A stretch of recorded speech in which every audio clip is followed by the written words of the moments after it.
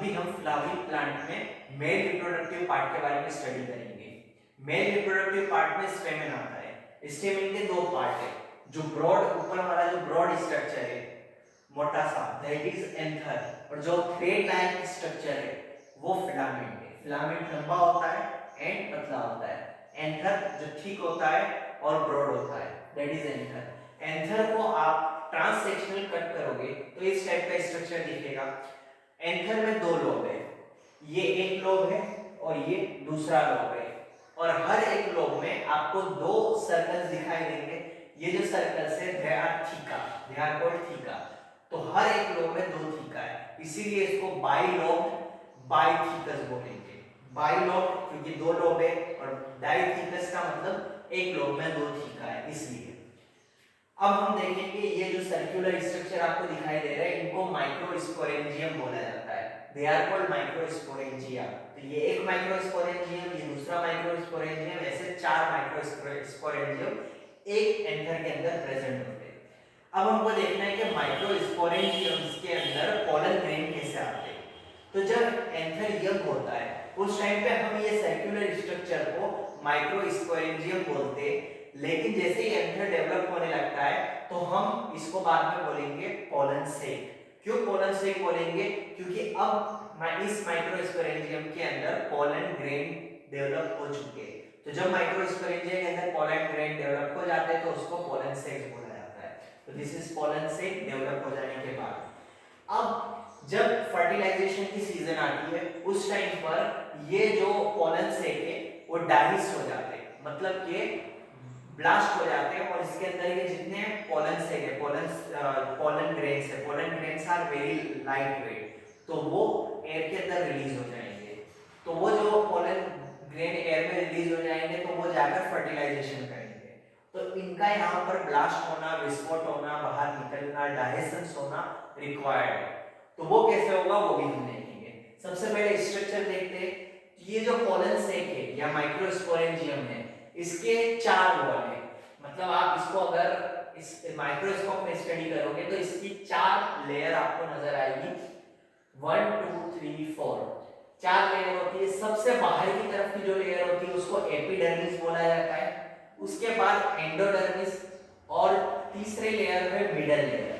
ये तीनों लेयर का काम है प्रोटेक्शन प्रोवाइड करती है बाहर के एनवायरमेंटल फैक्टर से, क्योंकि अभी अंदर पोलन ग्रेन्स डेवलप हो रहे हैं। प्रोटेक्शन डेवलपमेंट प्रोवाइड करेंगे, और दूसरा डायसेंस में मैंने जैसा बताया विस्फोट होगा, ब्लास्ट होगा, और सारे पोलन ग्रेन बाहर रिलीज हो जाएंगे। तो वो कराने में भी ये तीन लेयर का रोल है। चौथा लेयर है टेपेटम। टेपेटम क्या करता है? जो भी पोलन ग्रेन अंदर बन रहे हैं उनको न्यूरिशमेंट प्रोवाइड करता है। They are cell, they are living, तो उनको न्यूरिशमेंट की जरूरत है न्यू बडिंग सेल्स को, तो इसीलिए टेपेटम उनको न्यूरिशमेंट प्रोवाइड करेगा। अब हम देखेंगे कि एक्चुअल में माइक्रोस्पोरेंजिनेसिस होता कैसे। माइक्रोस्पोरेंजिनेसिस का मतलब क्या है वो समझेंगे। तो हमको पता है ये क्या है, माइक्रोस्पोरेंजियम है। इन माइक्रोस्पोरेंजियम में जब यंग होता है उस टाइम पे, व्हेन इट इज यंग, उस टाइम पे उसके सेंटर में, माइक्रोस्पोरेंजियम के सेंटर में स्पोरोजिनस टिश्यू प्रेजेंट होते हैं। टिश्यू का नाम है स्पोरोजिनस टिश्यू, और ये टिश्यू एक्टिव होते हैं डिवीजन के अंदर, बहुत कंटिन्यूअस डिवीजन करते रहते हैं, और डिवीजन कर करके ये क्या बनाते हैं? Pollen mother cell. They form pollen mother cell, मतलब कि मैच्योर होने के बाद बनाएंगे पोलन मदर सेल। इस पोलन मदर सेल के अंदर के जो सेल्स है वो मियोसिस करेंगे मतलब जेनेटिकली वो हाफ हो जाएंगे, और मियोसिस करने के बाद माइक्रोस्पोर्स फॉर्म करेंगे। क्या फॉर्म करेंगे? माइक्रोस्पोर फॉर्म करेंगे। पीएमसी के सेल कैसे होंगे? 2n, और ये कैसे होंगे? 1n।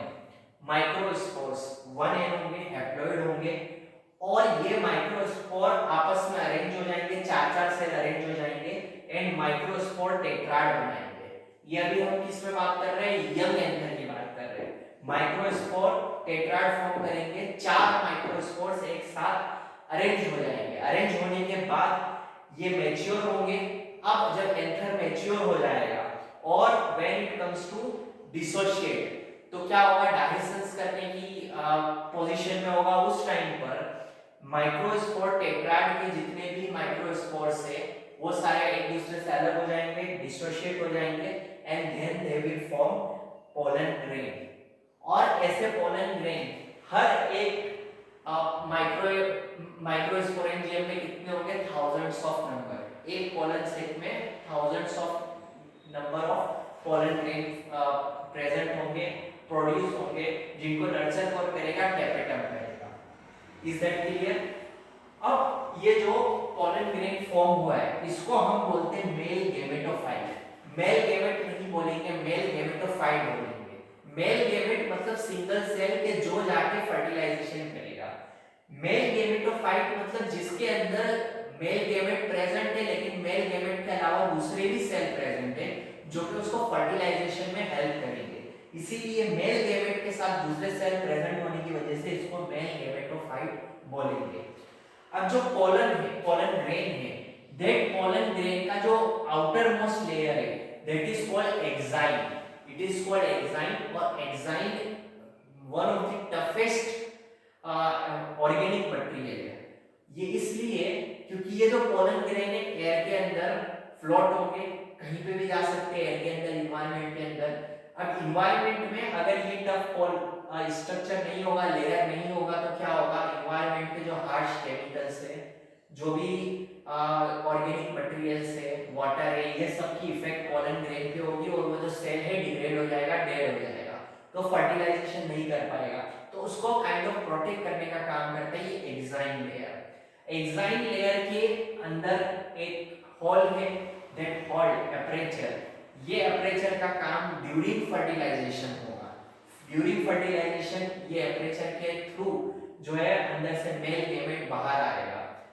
इसके अंदर एक ये बाहर का लेयर है, उसके अलावा एक अंदर का लेयर है जिसको इंटाइन बोलेंगे। Intine and exine, these two layers are present in pollen grain।